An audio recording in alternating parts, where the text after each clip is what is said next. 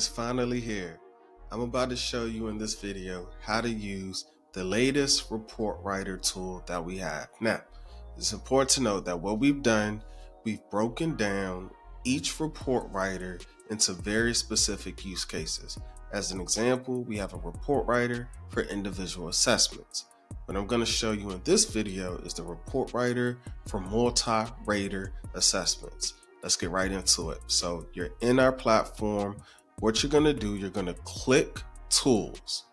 When you're inside of Tools, we now have a new feature that is Early Access Tools. So all of our new features are going to be funneled through this channel right here.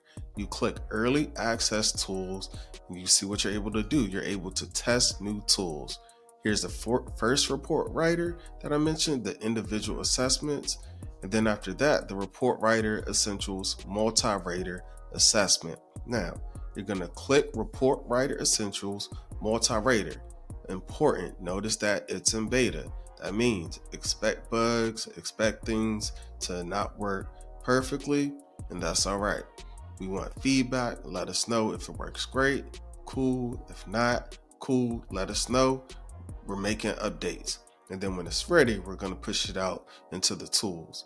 The hope is it'll get you a good 70 to 80% of the way there, which is still better than starting at zero.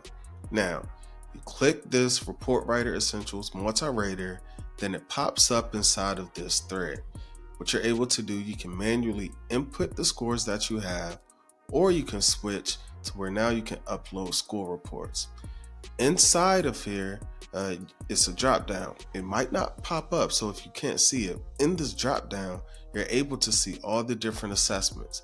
Now what we're going to do, we're going to test out the Connors multi-rater rating scale.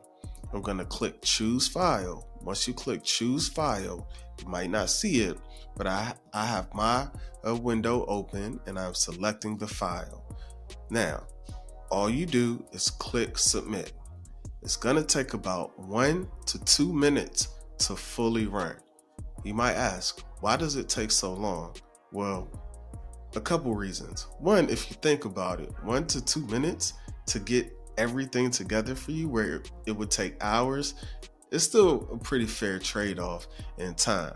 The second reason, we're extracting a lot of the data from that report, and we're putting it back together in a format that you can then take and paste in your reports, in your templates, in whatever platform that you use, in Google, in Word, and whatever document editor that you have.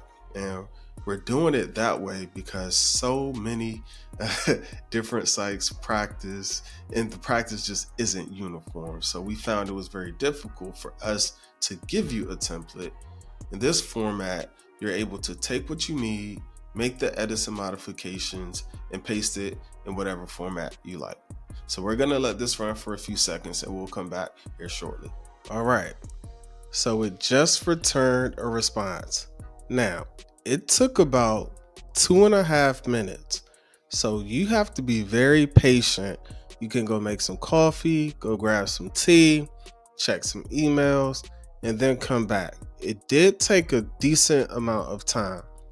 Part of the reason why it's taking a decent amount of time, we're extracting a lot of information and then reconfiguring that information back together so that you can get this test purpose and description, a table, and then a narrative interpretation that you can finish editing, modifying in Google Docs and Microsoft Word or your preferred template, and then take it the rest of the way home.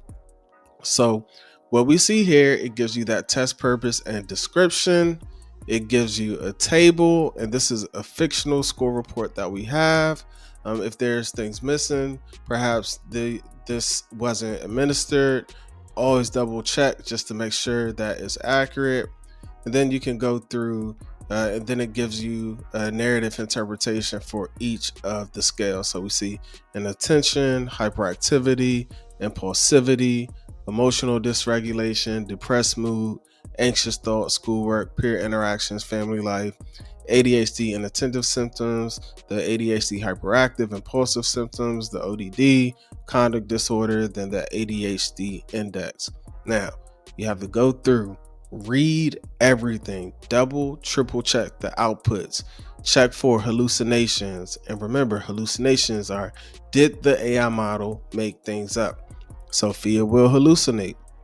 Especially, remember, this is beta, it's early access tools. So Sophia might hallucinate. Sometimes Sophia gets the score ranges wrong.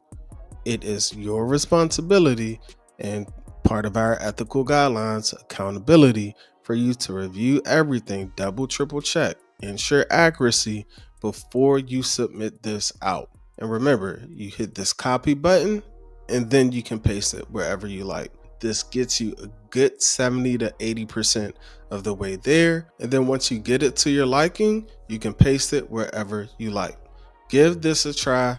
Let us know after you test. Did you run into any bugs, any glitches? Did you have any difficulties? Did it start generating and then not finish?